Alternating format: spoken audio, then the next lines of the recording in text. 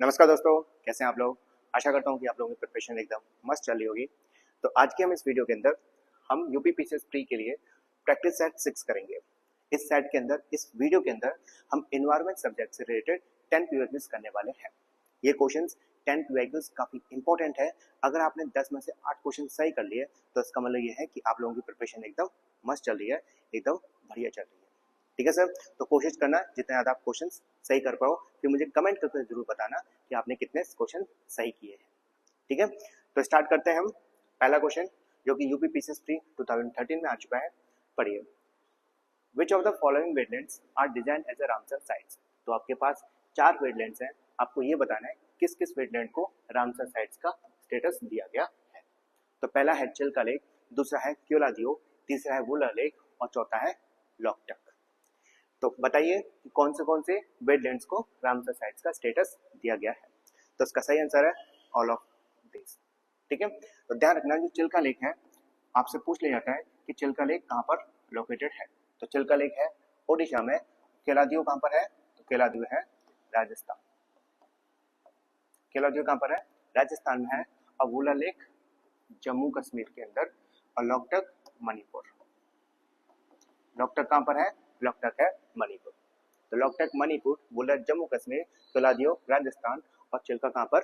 ओडिशा के अंदर। अब जो वेटलैंड टॉपिक है वो करंट्स में चल रहा है। करंट में क्यों? क्योंकि 2025 में कम से कम 6 से 7 वेटलैंड को रामसर लिस्ट के अंदर ऐड किया गया है। तो क्वेश्चन डायरेक्टली पूछा जा सकता है कि कौन सा वेटलैंड है जो अभी रिसेंटली ऐड किया गया है, वो किस स्टेट में लोकेटेड है। ठीक है, तो ये क्वेश्चन काफी इंपॉर्टेंट है और ये समझ लीजिए 100% एक वेटलैंड पूछा जाएगा। डायरेक्टली क्वेश्चन पूछा जाएगा कि ये वाला वेटलैंड किस स्टेट में लोकेटेड है, क्योंकि अभी रिसेंटली 2025 में ऐड किया गया है।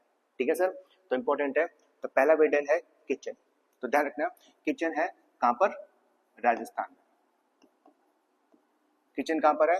राजस्थान में है। उधवा लेक है आपका झारखंड।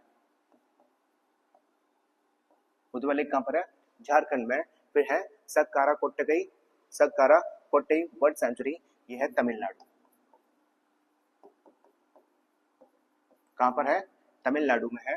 और चौथा है आपका तीर्थंगल बर्ड सेंचुरी। तो तीर्थंगल भी है तमिलनाडु के अंदर। फिर फिफ्थ है आपका क्योचुरुपलरी। तो ध्यान रखना, क्योचुरुपलरी वेटलैंड कहां पर लोकेटेड है? ये है आपका सिक्किम। कहां पर? सिक्किम में। फिर लास्ट है आपका मन्नार। तो मन्नार कहां पर है? मन्नार भी राजस्थान में। ठीक है सर, तो इंपॉर्टेंट है। अभी रिसेंटली 5-6 वेटलैंड्स को ऐड किया गया रामसर साइट्स में, तो इसलिए ये काफी इंपॉर्टेंट क्वेश्चन बन जाता है। तो ध्यान रखना, किचन राजस्थान में, मन्नार भी राजस्थान में। तो राजस्थान के 2 वेटलैंड्स को रामसर साइट्स के ऐड किया गया है, एक है किचन और दूसरा है मन्नार। फिर तमिलनाडु में दो वेटलैंड्स है। फिर सरका कोट्टगई बर्ड सेंचुरी। फिर दूसरा है तीर्थंगल बर्ड सेंचुरी। फिर उसके बाद झारखंड में उधवा लेक, फिर सिक्किम के अंदर क्योचुरुपलरी वेटलैंड। ठीक है सर, तो काफी इंपॉर्टेंट है। अब हम करेंगे कुछ फैक्ट्स रामसर साइट से रिलेटेड। जरूरी तो नहीं आपसे यही क्वेश्चन पूछा जाए, तो आप लोगों को जितना भी रामसर साइट्स है इसके बारे में सारी इंफॉर्मेशन होनी चाहिए। तो सबसे पहले हम बात करते हैं रामसर कन्वेंशन की। तो रामसर कन्वेंशन है वो 2 फरवरी 1971 में हुआ था। 2 फरवरी 1971 में। जब 2 फरवरी में हुआ था, 2 फरवरी, इसी 2 फरवरी को हम वर्ल्ड वेटलैंड डे कहते हैं। ठीक है सर, तो ध्यान रखना, रामसर कन्वेंशन कब आया था? 2 फरवरी 1971 में। तो जो 2 फरवरी है, 2 फरवरी है, इसी को हमने वर्ल्ड वेटलैंड डे कह दिया। अब इंडिया के अंदर टोटल रामसर साइट्स कितनी है? तो ध्यान रखना, ये आपके पास 91। अभी 2025 में 6 वेटलैंड्स को ऐड किया गया है रामसर लिस्ट में। तो ध्यान रखना, टोटल रामसर साइट्स कितनी हो गई है? 91 हो गई है। फिर लार्जेस्ट रामसर साइट बोलो या फिर लार्जेस्ट वेटलैंड बोलो, आपकी इच्छा है, रामसर बोलो या फिर वेटलैंड बोलो। तो लार्जेस्ट रामसर साइट या लार्जेस्ट वेटलैंड कौन सा है? तो ध्यान रखना, ये है आपका सुंदरबन। ये क्या है? सुंदरबन। सुंदरबन कहां पर? वेस्ट बंगाल में। ठीक है, तो स्मॉलेस्ट रामसर साइट है रेणुका। ठीक है, रेणुका कहाँ पर है? हिमाचल प्रदेश। रेणुका हिमाचल प्रदेश में। फिर ओल्डेस्ट रामसर साइट्स, तो ओल्डर रामसर साइट्स हैं आपके पास दो। कौन सी हैं? तो एक है आपका चिलिका। चिलिका ये कहाँ पर है? ओडिशा में है। चिलिका कहाँ पर? ओडिशा में। और दूसरा केलादियो कहाँ पर? राजस्थान में। ध्यान रखना, चिल्का और केलादियो 1981 में वेटलैंड को रामसर साइट का स्टेटस दिया गया था। ठीक है, तो चिल्का ओडिशा, केलादियो राजस्थान। स्मॉलेस्ट रेणुका हिमाचल प्रदेश में और लार्जेस्ट सुंदरवन। केलादियो और चिल्का। ठीक है, most Ramsar sites in state. काफी बार क्वेश्चन पूछा गया है कि किस स्टेट में वेटलैंड सबसे ज्यादा पाए गए हैं या किस स्टेट में सबसे ज्यादा वेटलैंड साइट्स हैं। तो इसका सही आंसर क्या है? इसका सही आंसर है तमिलनाडु। किस स्टेट में सबसे ज्यादा रामसर साइट्स है? तमिलनाडु के अंदर। फिर रिसेंटली 2025 में वेटलैंड डे को बनाया गया है 2 फरवरी में। तो उसका थीम क्या है? इंपॉर्टेंट क्वेश्चन है, डायरेक्टली थीम पूछा जा सकता है कि वेटलैंड डे का थीम क्या थी। तो ध्यान रखना, थीम है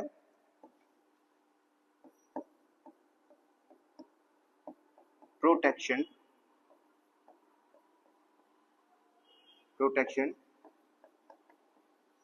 wetland for our common future.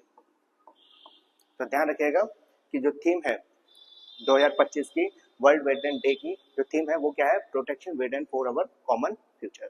Protection wetland for our common future काफी इंपॉर्टेंट है, पूछा जा सकता है।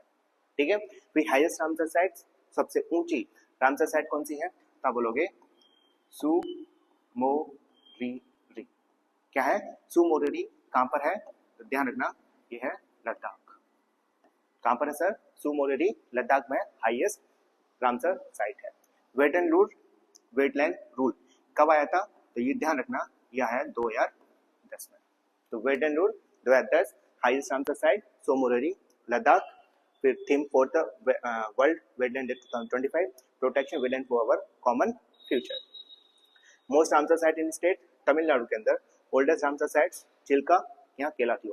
क्वेश्चन ऐसे भी पूछा जा सकता है, ओल्डेस्ट को हटा के फर्स्ट, है ना? फर्स्ट बोल रहे हैं, ओल्डेस्ट बोलो, बात एक ही है। तो first Ramsar site Chilka Odisha में और केलादियो राजस्थान में। फिर smallest Ramsar site Renuka Himachal Pradesh में। Largest Ramsar site Sundarban West Bengal में। सुंदरवन लार्जेस्ट डेल्टा भी है। क्या है ये? लार्जेस्ट डेल्टा भी है। ठीक है, फिर टोटल रामसर साइट्स प्रेजेंट में कितनी रामसर साइट्स हैं? 91। रामसर कन्वेंशन 2 फरवरी 1971 में आया था, तो 2 फरवरी को हम वर्ल्ड वेटलैंड डे मनाया जाता है। तो काफी इंपॉर्टेंट था, इसको करते हैं क्लीन। अब हम करते हैं question number second. Question number second important है, आईएएस के प्री 2013 में पूछा गया है, फिर से पूछा जा सकता है। Concerning the food chain in ecosystem, which of the following kind of organisms is are known as a decomposer organism या ऑर्गेनिजम्स। ठीक है, तो आपको ये बताना है कि कौन से माइक्रो ऑर्गेनिज्म डिकम्पोजर्स हैं। सबसे पहले ये बताइए, डिकम्पोजर का मेन फंक्शन क्या होता है? तो डिकम्पोजर का मेन फंक्शन होता है, वो क्या होता है? ऑर्गेनिक मैटर को, किसको? ऑर्गेनिक मैटर को इनऑर्गेनिक मैटर में कन्वर्ट करना। ठीक है सर, क्या करना? ऑर्गेनिक मैटर को इनऑर्गेनिक मैटर में कन्वर्ट करना, ये इसका मेन फंक्शन होता है डिकम्पोजर्स का। या दूसरी भाषा में बोले तो जो कॉम्प्लेक्स सब्सटेंस है उसको सिंपल सब्सटेंस में कन्वर्ट करना। तो कौन से डिकम्पोजर्स हैं? इसका सही आंसर है बैक्टीरिया और फंगस, मतलब 2 और 3 ऑप्शन नंबर बी। ठीक है, तो ध्यान रखना, डिकम्पोजर का मेन फंक्शन क्या है? मेन फंक्शन है ऑर्गेनिक मैटर को इनऑर्गेनिक मैटर में कन्वर्ट करना। और डिकम्पोजर में कौन से ऑर्गेनिजम्स आते हैं? वो आते हैं बैक्टीरिया और फंगी। ठीक है सर, इसको करते हैं क्लीन। अब करते हैं question number third. Important question है, यूपीआरओ एआरओ प्री 2021 के अंदर पूछा गया है, लेटेस्ट क्वेश्चन है, पढ़िए। Match list 1 and the list second, select the correct answer from the code given below. तो आपके पास दो लिस्ट है, एक लिस्ट 1 के अंदर एक्स है और लिस्ट सेकंड के अंदर ईयर है। तो आपको बताना है कौन सा एक्ट किस साल आया है। तो सबसे पहला फॉरेस्ट कंजर्वेशन एक्ट, दूसरा है एनवायरमेंट प्रोटेक्शन एक्ट, तीसरा है एयर एक्ट और चौथा है वाटर एक्ट। यहाँ पर एक्ट, ठीक है, वो लिख नहीं पाया, कोई बात नहीं। तो फॉरेस्ट कंजर्वेशन एक्ट, ध्यान रखना, फॉरेस्ट कंजर्वेशन एक्ट आया है 1980 के अंदर। फिर इन्वायरमेंट प्रोटेक्शन एक्ट, तो इन्वायरमेंट प्रोटेक्शन एक्ट आया है 1986 में, और एयर एक्ट 1981 के अंदर, और वाटर एक्ट 1974। तो काफी इंपॉर्टेंट है। क्वेश्चन कैसे पूछा जाता है, एक तो आपको लिस्ट के फॉर्म में दे दिया जाएगा, लिस्ट के फॉर्मेट में, और दूसरा पूछा जाएगा कि 4 आपको एक्ट दे दिए जाएंगे और बोलेंगे इनको क्रोनोलॉजिकल ऑर्डर में अरेंज करो। तो क्रोनोलॉजिकल ऑर्डर में अरेंज करने के लिए यहाँ लिस्ट को, ऐसे क्वेश्चन को सॉल्व करने के लिए आपको ईयर पता होना चाहिए। तो क्या इतने ईयर से काम हो जाएगा? नहीं, अब हम करेंगे कुछ और इम्पोर्टेंट एक्ट और रूल्स, ठीक है। तो सबसे पहले इंपॉर्टेंट एक्ट पढ़ते हैं, वाइल्ड लाइफ प्रोटेक्शन एक्ट। तो वाइल्ड लाइफ प्रोटेक्शन एक्ट कब आया था, ये ध्यान रखना, ये आया 1972 में। तो वाइल्ड लाइफ प्रोटेक्शन एक्ट 1972 में, और नेशनल फॉरेस्ट पॉलिसी, तो नेशनल फॉरेस्ट पॉलिसी आई है 1988, ठीक है sir. Ozone depleting substance rule, तो ओजोन डिप्लेटिंग सब्सटेंस रूल आया है 2000 में। कब? 2000 में, ठीक है। बायोडाइवर्सिटी एक्ट, बायोडाइवर्सिटी एक्ट आया है 2002 के अंदर। National Green Tribunal Act, National Green Tribunal Act मतलब NGT Act, National Green Tribunal Act, यह है आपका 2010 में। फिर लास्ट क्या है, वेटलैंड रूल, मैंने आपको बताया था वेटलैंड रूल 2010, ठीक है। तो ध्यान रखना, wild life protection act 1972, national forest policy 1988, ozone depleting substance rule 2000 में, फिर बायोडाइवर्सिटी एक्ट 2002 में, फिर नेशनल ग्रीन ट्रिब्यूनल एक्ट 2010, फिर वेटलैंड रूल 2010। एक बार पीछे वाले रिवीजन कर लेते हैं। Forest conservation act 1980, environment protection act 1986, the air act 1981 और वाटर एक्ट 1974, ठीक है। आप यहाँ पर रिवीजन कर रहे हो, जितना ज्यादा आप क्वेश्चंस को रिपीट करोगे उतना ज्यादा आपके लिए अच्छा होगा, ठीक है। क्वेश्चन नंबर 4 करते हैं, पूछा गया है 2 बार यूपीपीसीएस में और आरएस आरटीएस के अंदर। पढ़ो, which of the following is not an example of in situ conservation strategy. तो आपको बताना है कि कौन सी स्ट्रेटजी इन सीटो नहीं है, ठीक है। इन सीटो कंजर्वेशन स्ट्रेटजी नहीं है। क्या आप लोगों को इन सीटो और एक्स सीटो कंजर्वेशन स्ट्रेटजी के बारे में पता है? बिल्कुल पता होगा। फिर मैं आपको एक छोटा सा एक एग्जांपल दे देता हूँ। क्या देता हूँ आपको? एग्जांपल देता हूँ। मान के चलो ये मेरा घर है, ये मेरा घर है और ये मेरे दोस्त का घर है, ठीक है। इसको बोलते हैं माय होम और इसको बोलते हैं फ्रेंड होम, ठीक है। अब हम सोचो कि मैं बीमार हो गया, मैं बीमार हो गया और मेरा दोस्त भी बीमार हो गया। मैं बीमार हो गया और मेरा दोस्त भी बीमार हो गया। हम दोनों के दोनों दोस्त बीमार हो गए। अब डॉक्टर को बुलाया गया। किसको बुलाया गया? डॉक्टर को बुलाया गया। और जब देखा, डॉक्टर ने हमारी हालत देखी, मेरी हालत थोड़ी सी सही थी, मतलब ज्यादा बीमार नहीं था, मैं ज्यादा बीमार नहीं था, तो इसलिए मुझे डॉक्टर ने मुझे मेरे घर पे ही इंजेक्शन दे दिया, मेरे घर पे ही क्या दे दिया, टैबलेट दे दी और मुझे सही कर दिया, ठीक है। लेकिन जब मेरे दोस्त के घर पे गया और मेरी दोस्त की हालत देखी, मोटा सा तो वैसे ही हो रहा है, ठीक है। जब मेरे दोस्त के घर पे गया, दोस्त की हालत देखी, तो उन्होंने बोला नहीं, इसकी जो हालत है, मेरी दोस्त की हालत है वो क्रिटिकल कंडीशन है, इसको हॉस्पिटल में भर्ती करना पड़ेगा। तो क्या किया, जो मेरे दोस्त को किधर ले गए? हॉस्पिटल में ले गए। हॉस्पिटल में इसको क्या कर दिया? भर्ती कर दिया, ठीक है। तो अब देखो, मेरी हालत ठीक थी, ज्यादा खराब नहीं थी, तो मुझे मेरे घर में ही इलाज किया गया, मेरे घर में ही मेरा इलाज किया गया, तो इसको बोलते हैं इन सीटो। क्या बोलेंगे? इन सीटो। अब मेरे दोस्त की हालत ज्यादा खराब थी, तो मेरे जो मेरा दोस्त था उसको घर में से निकाल के हॉस्पिटल में शिफ्ट कर दिया गया, इसको बोलते हैं एक्स सीटो। समझ में आ गया?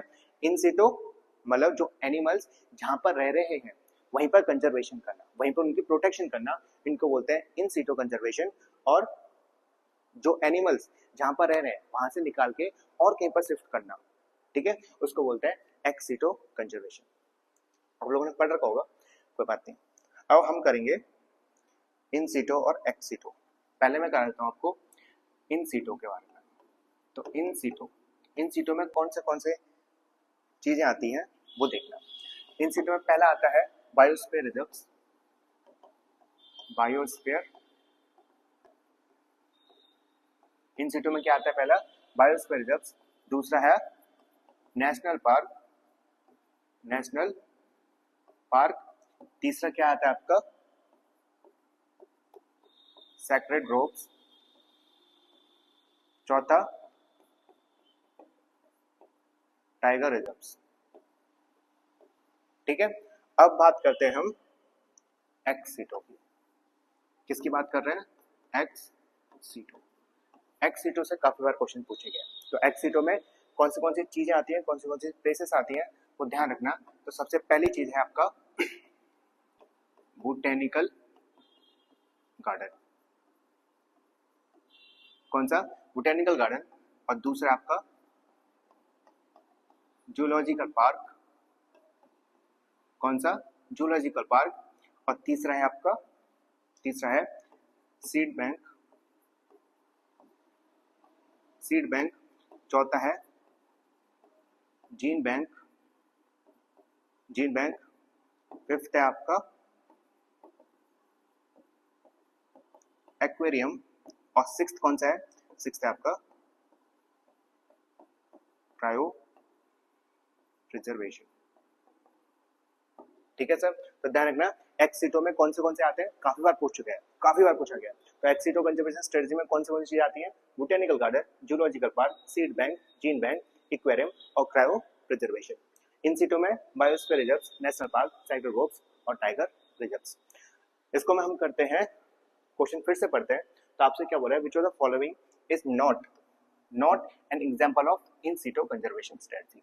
तो देखो, बायोस्फीयर रिजर्व्स इन सीटो बिल्कुल, बोटेनिकल गार्डन इन सीटो नहीं, बोटेनिकल गार्डन एक्स सीटो है, माफ करो, बोटेनिकल गार्डन है वो क्या है, वो आपका एक्स सीटो है। ठीक है, नेशनल पार्क इन सीटो और सेक्रेड ग्रोव इन सीटो। तो इसका option number B is the right answer. तो ध्यान रखना एक्स सीटो में botanical garden, zoological park, seed bank, gene bank, aquarium और क्रायो प्रिजर्वेशन। तो ये इंपॉर्टेंट है, खासकर एक्स सीटो वाला। ठीक है सर, इसको करते हैं इरेज। अब करते हैं हम question number fifth. Question number fifth काफी इंपॉर्टेंट है, यूपी पीसीएस 3 2017 में पूछा गया है। पढ़िए, which of the following are the primary cause of climate change. जो क्लाइमेट चेंज टॉपिक है वो काफी इंपॉर्टेंट है, खासकर आपके प्री के से भी और मेनली आपका मेन से। तो क्लाइमेट चेंज से रिलेटेड मेंस में क्वेश्चन 100% पूछा जाएगा। ठीक है, तो इसलिए आपको क्लाइमेट चेंज के हर एक चीज पता होनी चाहिए कि क्लाइमेट चेंज का कॉजेस क्या है, इसका क्या क्या स्ट्रेटजी हम यूज करें ताकि हम क्लाइमेट चेंज को कम कर सकें। ठीक है, क्लाइमेट चेंज होती क्या है, डेफिनेशन, ये सारी चीजें आपको पता होनी चाहिए, खासकर मेंस के टॉपिक के हिसाब से। ठीक है, तो आपको ये बताना है कि क्लाइमेट चेंज जो हो रहा है उसके मेन कॉजेस क्या क्या है, प्राइमरी कॉजेस क्या क्या है। पहला, excessive burning of fossil fuels. अब बोलोगे यस, फॉसिल फ्यूल्स को बर्न करने से ग्रीन हाउस गैसेस का इमिशन होता है। अब बोलोगे यस, बिल्कुल सही है। The exploding number of automobiles driven by poles. तो ये बिल्कुल सही है, ऑटोमोबाइल्स के कारण भी क्लाइमेट चेंज होता है, ये भी सही है। इंक्रीजिंग सोलर फ्लेयर्स, नहीं, ये स्टेटमेंट गलत है। सोलर फ्लेयर से क्लाइमेट चेंज का कोई लेना देना नहीं है। ठीक है, फोर्थ क्या है, हैवी डिफोरेस्टेशन, बिल्कुल सही है। जितने ज्यादा आप जंगल्स को काटोगे उतने ज्यादा क्लाइमेट चेंज होगा। ठीक है, तो इसका सही आंसर क्या है, 1, 2 एंड 4, 1, 2, 4, ऑप्शन नंबर बी। ठीक है सर, इसको करते हैं इरेज। अब करते हैं हम क्वेश्चन नंबर 6। क्वेश्चन नंबर 6 को करने से पहले एक छोटी सी रिक्वेस्ट क्या है आपसे, एक रिक्वेस्ट है। रिक्वेस्ट क्या है सर, देखो, जो मैं हूं ना, मैं अभी भी स्टार्ट किया है, अभी मैंने चलना स्टार्ट किया है। ठीक है, तो मुझे आप लोगों की सपोर्ट की जरूरत है। अभी मैंने चैनल बनाया है, अभी मुझे आप लोगों की सपोर्ट की जरूरत है। जितने आप मुझे सब्सक्राइबर करोगे उतने ज़्यादा मैं मोटिवेट होगा। मैंने वीडियो तो काफ़ी सारी बना दी, लेकिन उस वीडियो के हिसाब से मुझे सब्सक्राइबर नहीं मिल रहे, ना मुझे लाइक मिल रही, ना शेयर मिल रहे, ना कमेंट मिल रही। तो उसके कारण क्या, मैं डीमोटिवेट हो रहा हूँ।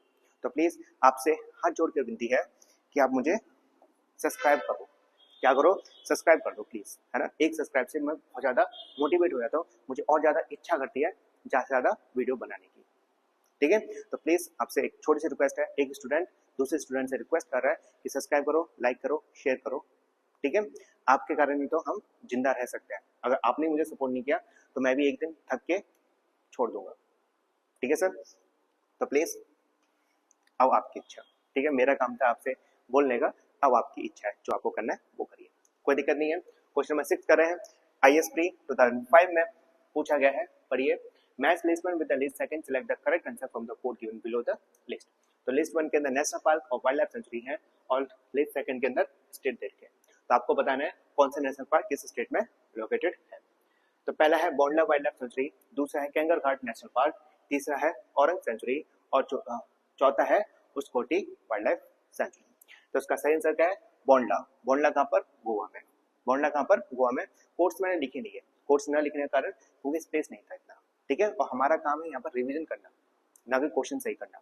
जितना ज्यादा आप रिवीजन करोगे उतना ज्यादा आपको फायदा होगा। और एक बार बताओ, अगर आप बोंडला वाइल्ड लाइफ सेंचुरी अगर आप डायरेक्ट बता पा रहे हो गोवा में है तो आपको कोर्स की कोई आवश्यकता ही नहीं है, इतना तो आप कर ही लोगे, ठीक है। तो मैं यहाँ पर डायरेक्ट लिख रहा हूँ बोंडला वाइल्ड लाइफ सेंचुरी कहाँ पर, ये ध्यान रखना, गोवा के अंदर। कहाँ पर? गोवा के अंदर। फिर कैंगर घाट नेशनल पार्क, तो कैंगर घाट है आपका छत्तीसगढ़ में। कैंगर घाट कहाँ पर है? ये है छत्तीसगढ़, कैंगर घाट छत्तीसगढ़। औरंग सेंचुरी ये है आपका आसाम में। औरंग कहाँ पर है? ध्यान रखना, औरंग है आपका आसाम में। और चौथा कौन सा है? उस्कोटी वाइल्ड लाइफ सेंचुरी, तो उस्कोटी है आपका ओडिशा। कहाँ पर सर? ओडिशा। ओडिशा और ओडिशा बात एक ही है, ठीक है सर। तो ध्यान रखना, बोंडला गोवा में, कैंगर घाट छत्तीसगढ़ में, उस्कोटी ओडिशा में और औरंग आसाम के अंदर। अब एक चीज बताओ, अभी रिसेंटली कुछ नेशनल पार्क को स्टेटस दिया गया है, कुछ एरियाज को नेशनल पार्क स्टेटस दिया गया है। अब क्वेश्चन आ सकता है यहाँ से, ठीक है। पढ़ो, match the following last 4 national park added in India. आप लोग जानते हो अभी 2021 से 2025 में 4 नेशनल पार्क को ऐड किया गया है, उससे रिलेटेड क्वेश्चंस पूछे जा सकते हैं। क्वेश्चन कैसे पूछे जाएंगे? लिस्ट 1 में दे दिया जाएगा नेशनल पार्क, लिस्ट सेकंड में दे दिया जाएगा आपके पास स्टेट, अब बोलेंगे इनको मैच करो, ठीक है। तो वही क्वेश्चन हम यहाँ पर प्रैक्टिस करेंगे। पहला है दिहिंग पटकाई, तो ध्यान रखना जो दिहिंग पटकाई है वो है आसाम में। दिहिंग पटकाई आसाम में, रायमोना भी आसाम में। तो रायमोना आसाम, दिहिंग पटकाई आसाम। सिमलीपाल ओडिशा, सिमलीपाल कहाँ पर है? ओडिशा में। और रानीबाग, तो रानीबाग है गुजरात, ठीक है सर। तो इंपॉर्टेंट है, ध्यान रखिए, फिर से बताते हैं, दिहिंग पटकाई और रायमोना ये दोनों के दोनों कहाँ पर? आसाम में, ठीक है। सिमलीपाल ओडिशा के अंदर और रानीबाग गुजरात। इसको करते हैं इरेज और हम करेंगे कुछ नेशनल पार्क से रिलेटेड क्वेश्चंस। फैक्ट है, इंपॉर्टेंट है, आ सकता है। तो national park, total national park कितने हैं? तो ये है आपके पास 107। एक और चीज बता दूं, किसी किसी साइट पे 107 बता रखा है और किसी किसी में 106, तो आप लोग देख लेना। वैसे मेरे हिसाब से 107 है, ठीक है। फर्स्ट नेशनल पार्क कौन सा था? तो फर्स्ट नेशनल पार्क है जिम कॉर्बेट। कौन सा? जिम कॉर्बेट, या फिर इसको हेले नेशनल पार्क भी कहते हैं। कौन सा? हेले नेशनल पार्क। कहाँ पर है ये? तो हेले है हमारा उत्तराखंड में। कहाँ पर है सर? उत्तराखंड में। लार्जेस्ट नेशनल पार्क, तो लार्जेस्ट नेशनल पार्क है आपका हेमिस। कहाँ पर? Hemis national park. हेमिस कहाँ पर है? तो हेमिस है आपका लद्दाख में। हेमिस कहाँ पर है? लद्दाख। स्मॉलेस्ट नेशनल पार्क, तो आप बोलोगे स्मॉल नेशनल पार्क है south button, BUTTON, south button. कहाँ पर है? अंडमान निकोबार आइसलैंड में, ठीक है sir. Only floating national park in the world, ये समझ लीजिए काफी बार पूछा गया है, क्योंकि एकमात्र पूरे विश्व में एकमात्र ऐसा ही नेशनल पार्क है जो फ्लोट करता है। जो क्या करता है? फ्लोट करता है। वो कौन सा है? काफी बार पूछा गया है, ये आपका कैबुल लामजाओ, ठीक है सर। तो कैबुल लामजाओ किस पर है? On Loktak lake. किस पे? लोकटक लेक। ये भी काफी बार पूछा गया है, ठीक है। तो कैबुल लामजाओ वर्ल्ड का ओनली फ्लोटिंग नेशनल पार्क है। किस लेक पर है? लोकटक लेक में। किस स्टेट में है? तो ध्यान रखना, यह है मणिपुर में। कहां पर sir? Manipur, Loktak lake, Keibul Lamjao. State having maximum national park, state having maximum national park. 2 minute रुको, 2 मिनट रुको। हाँ, state having the maximum national park, तो ध्यान रखना ये आपके पास मध्य प्रदेश। कहां पर? MP में, ठीक है। State having no national park, ये इंपॉर्टेंट है, काफी बार पूछा गया है कि ऐसा कौन सा स्टेट है जहां पर नेशनल पार्क नहीं है, तो ध्यान रखना वो है पंजाब। वो क्या है सर? पंजाब है। ओनली नेशनल पार्क इन उत्तर प्रदेश। आप लोग जानते हो, आप यूपी पीसीएस का पेपर देने जा रहे हो तो आपको पता होना चाहिए कि मात्र एक नेशनल पार्क है जो उत्तर प्रदेश में है, उसका नाम है दुधवा। ठीक है, तो उत्तर प्रदेश में एक नेशनल पार्क है, उसका नाम है दुधवा नेशनल पार्क। अब करते हैं हम क्वेश्चन नंबर 7 जो कि यूपी पीसीएस प्री 2019 में पूछा गया है। कितने में? 2019 में। इंपॉर्टेंट क्वेश्चन है, पढ़िए। With reference to the eutrophications which of the following statement is are correct. तो आपके पास यूट्रोफिकेशन से रिलेटेड दो स्टेटमेंट है, आपको ये बताना है कौन सा स्टेटमेंट सही है। ठीक है, यूट्रोफिकेशन आपने बहुत अच्छे से पढ़ रखा होगा, अब उससे रिलेटेड क्वेश्चन पढ़ते हैं। पहला स्टेटमेंट क्या है? It is a phenomenon of nutrition enrichment of a water body. ठीक है। Second statement, it deplete dissolve oxygen of the water. ये बिल्कुल सही है। बताता हूं मैं क्या होता है। ये मान के चलो, ये क्या है आपके पास? वाटर बॉडी है। ठीक है, ये क्या है सर? वाटर बॉडी है। अब इस वाटर बॉडी के अंदर न्यूट्रिशंस है, जो क्या है? न्यूट्रिशंस, न्यूट्रिशन की क्या है? एक्सेस हो गया। न्यूट्रिशन ज्यादा अमाउंट में प्रेजेंट है। एक्सेस का छोड़ो, मैक्सिमम न्यूट्रिशन की जो अमाउंट है वो इंक्रीज हो गई है। इस तरीके से लिख लो इजी भाषा में। ठीक है, एक्सेस थोड़ा वैसा था, तो न्यूट्रिशन की अमाउंट है वो क्या हो गया है? इंक्रीज हो गई है। इंक्रीज होने के कारण जो एल्गल्स हैं उनकी ग्रोथ वो क्या हो गया है? बहुत ज्यादा हो गई है। इसको हम कहते हैं एल्गल ब्लूम। क्या बोलते हैं इसको? एल्गल ब्लूम कहते हैं। एल्गल ब्लूम के ज्यादा होने के कारण जो वहां पर ऑक्सीजन थी, किसमें? जो डिजॉल्व ऑक्सीजन थी पानी के अंदर, वो सारा का सारा एब्जॉर्ब कर लिया जाता है एल्गल्स के द्वारा। देखो, वाटर बॉडी में न्यूट्रिशन ज्यादा है। न्यूट्रिशन आने के कारण जो एल्गल्स थे वो बहुत ज्यादा मात्रा में बढ़ गए। बहुत ज्यादा मात्रा में बढ़ने के कारण जो पानी के अंदर जो ऑक्सीजन थी, पानी के अंदर जो डिजॉल्व ऑक्सीजन थी, उसको क्या करते हैं? वो बहुत ज्यादा कंज्यूम कर लेते हैं, जिसके कारण डिप्रेशन हो जाता है।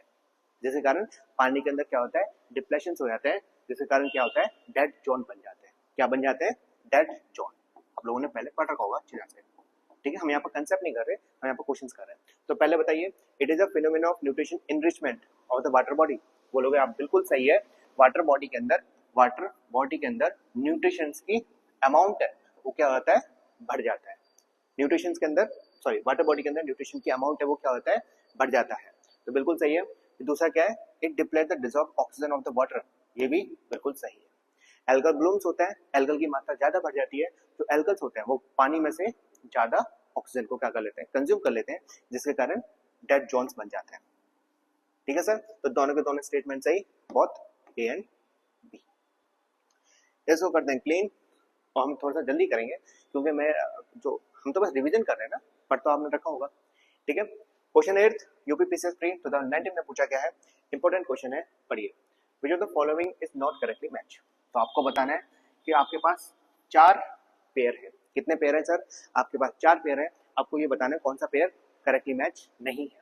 पहला है कार्टागेना प्रोटोकॉल बायोसेफ्टी, बी है Stockholm conventions persistent organic pollutant, C है मॉन्ट्रियल प्रोटोकॉल ओजोन लेयर, और चौथा है आपके पास काइटो प्रोटोकॉल सेव वाटर। तो ये स्टेटमेंट गलत है, फोर्थ वाला। काइटो प्रोटोकॉल कब आया था? तो ध्यान रखना, काइटो प्रोटोकॉल आया है 1997 में। 1997 में काइटो प्रोटोकॉल किसके लिए आया था? ग्रीन हाउस गैसेस के लिए ये आया है। ठीक है, ये ग्रीन हाउस गैसेस को एमिशन का कम करना है। ग्रीन हाउस गैसेस का जो एमिशन है उसको क्या करना है? कम करना है, रिड्यूस करना है। या दूसरी तरीके से क्लाइमेट चेंज के लिए आया है। किसके लिए? ये किससे रिलेटेड है? ये रिलेटेड है क्लाइमेट चेंज। ये डी लग रहा है, किससे रिलेटेड है? क्लाइमेट चेंज से रिलेटेड है। तो ध्यान रखना, Kyoto protocol 1997 related to climate change, not to save water. ठीक है सर, तो इसका आंसर है ये वाला। अब बात करते हैं कार्टागेना प्रोटोकॉल। कार्टागेना प्रोटोकॉल कब आया है? तो ध्यान रखना, ये आपका 2000 में। स्टॉकहोम कन्वेंशन किसके लिए? परसिस्टेंट ऑर्गेनिक पॉल्यूटेंट के लिए। कब आया है ये? तो ये आया है 2001 के अंदर। Montreal protocol ozone layer, ozone layer के प्रोटेक्शन के लिए, ध्यान रखना, ओजोन लेयर प्रोटेक्शन के लिए दो चीजें हुई है। पहला है, यहाँ पर लिख लो, पहला है वेना कन्वेंशन। वेना कन्वेंशन कब आया? वेना कन्वेंशन यह है 1985 में। तो Vienna convention related to ozone layer, और एक और है मॉन्ट्रियल प्रोटोकॉल। मॉन्ट्रियल प्रोटोकॉल ये कब आया है? ध्यान रखना, यह आया 1987 में। तो मॉन्ट्रियल प्रोटोकॉल 1987 में, वेना कन्वेंशन 1985 में। और काइटो प्रोटोकॉल कब आया है? 1997 में। और किससे रिलेटेड है? ये आपका क्लाइमेट चेंज से रिलेटेड। क्लाइमेट चेंज या ग्रीन हाउस गैसेस का इमिशन है, उसको रिड्यूस करने के लिए।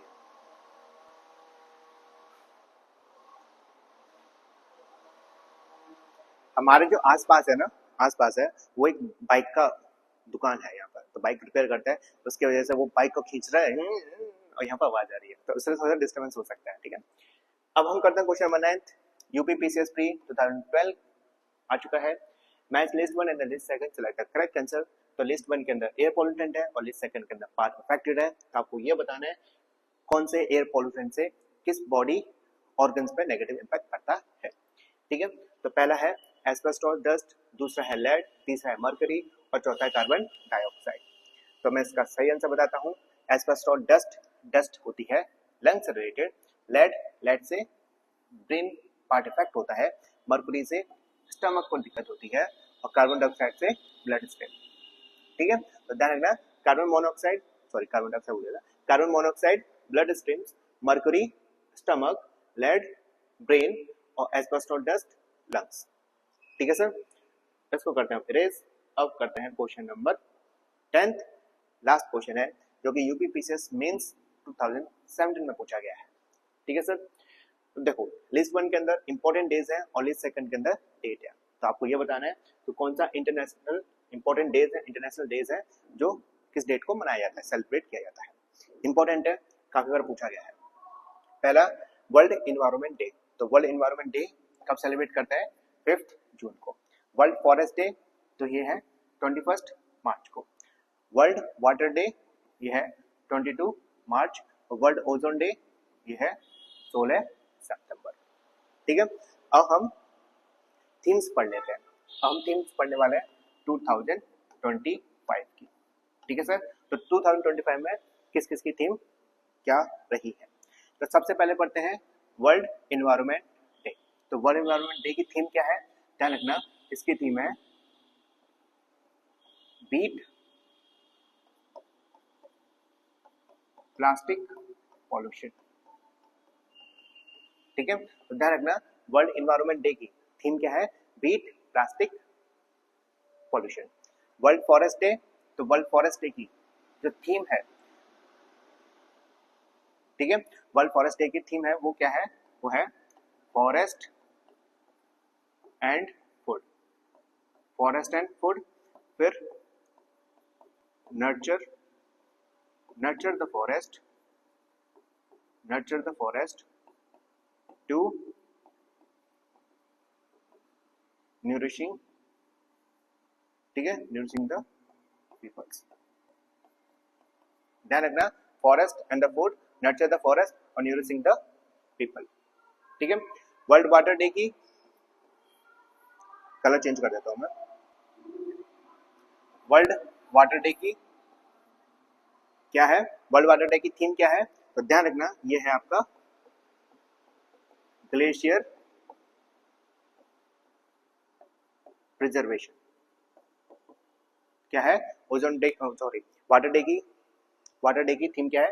Glacier preservation. और जो लास्ट बचता है इसको करते हैं हम किस कलर से? इस कलर से करते हैं ओजोन डे। कौन सा? Ozone day. ओजोन डे कब सेलिब्रेट किया जाता है? 16 सितंबर। इसकी जो थीम है 2025 की वो क्या है?